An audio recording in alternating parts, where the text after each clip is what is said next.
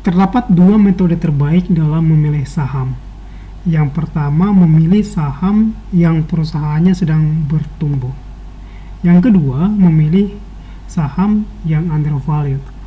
Yang pertama, fokusnya adalah pada pertumbuhan perusahaan. Sementara yang kedua, fokusnya adalah mencari harga saham yang harganya jauh di bawah harga wajarnya atau nilai wajarnya. Untuk menjelaskan yang pertama, dimulai dari PLC atau Product Life Cycles. Di sini dijelaskan secara umum. Bayangkanlah ini merupakan siklus kehidupan manusia. Pertama-tama lahir, kemudian mulai besar, dewasa, dan kembali kepada alam. Demikian juga di dalam bisnis. Pertama-tama perusahaan didirikan, kemudian di sini ada growth, bertumbuh, kemudian stabil, dan kemudian decline, menurun. Pada siklus yang pertama, perusahaan atau keadaan perusahaan adalah total cost lebih besar daripada total revenue, sehingga perusahaan merugi karena masih baru, sehingga mengeluarkan banyak cost atau biaya dalam hal marketing dan lain sebagainya. Di sini growth, produk perusahaan sudah dikenal pasar, sehingga situasinya adalah total revenue atau total pendapatannya lebih besar dari total cost-nya. Di sini adalah situasi di mana perusahaan atau pendapatan perusahaan sudah stabil.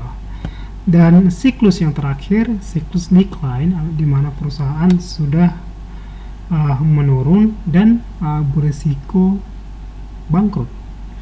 Jadi dari sini saja kita dapat mengambil kesimpulan bahwa kita tidak sebaiknya membeli saham yang berada di siklus yang pertama dan yang keempat. Fokus kita adalah di siklus yang kedua yang sedang bertumbuh dan yang ketiga, maturity, yang sudah stabil. Metode yang pertama tadi adalah memilih saham yang sedang bertumbuh, artinya fokus kita di siklus yang kedua. Lalu bagaimana caranya kita mengetahuinya? Di sini kita lihat ekuitas maupun sales dari perusahaan ini sama-sama meningkat secara konsisten dari tahun ke tahun. Dengan demikian, perusahaan ini masuk ke kategori bertumbuh. Namun demikian, perlu untuk kita ingat bahwa setiap investor biasanya menetapkan kriteria pertumbuhan baik itu secara tahunan maupun kuartalan. Misalnya, seorang investor bisa saja menetapkan perusahaan tersebut harus bertumbuh sebesar 20% atau lebih secara tahunan, demikian juga kuartalan baru masuk watchlist-nya. Nah, kriteria-kriteria seperti ini adalah sifatnya bebas sehingga tergantung kepada investor tersebut. Di sini kita lihat juga bahwa ROE atau return on equity-nya juga terus meningkat secara tahunan. Demikian juga net profit, operating profit, dan juga gross profit-nya. So, ini merupakan cara yang sederhana bagaimana kita memilih atau menggunakan metode memilih saham yang sedang bertumbuh. Lalu ada pendekatan yang kedua atau metode yang kedua yang dapat kita pilih, yaitu memilih saham yang undervalued. Ini adalah metode yang sangat terkenal karena merupakan metode yang digunakan oleh Warren Buffett.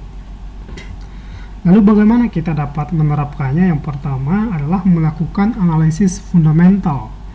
Analisis fundamental yang bersifat kuantitatif, contohnya rasio-rasio keuangan. Terdapat banyak rasio-rasio keuangan, misalnya seperti rasio aktivitas, rasio solvabilitas, rasio pasar, rasio profitabilitas, rasio likuiditas, dan setiap rasio-rasio ini memiliki alat ukur atau indikator yang beragam. Dan kita sebagai investor memilih indikator-indikator tersebut yang nantinya akan kita gunakan sebagai tolak ukurnya. Kemudian yang kedua adalah fundamental yang bersifat kualitatif.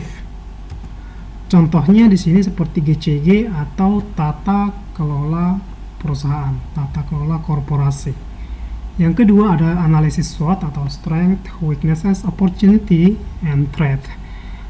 Analisis SWOT ini biasanya digunakan oleh setiap perusahaan yang mau mendirikan anak usaha maupun yang mau meluncurkan produk baru.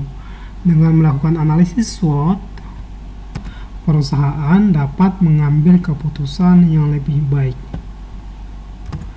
Hanya dengan melakukan analisis kuantitatif dan kualitatif ini secara komprehensif lah, baru kita dapat menyatakan apakah saham perusahaan tersebut masuk dalam kategori undervalued atau tidak.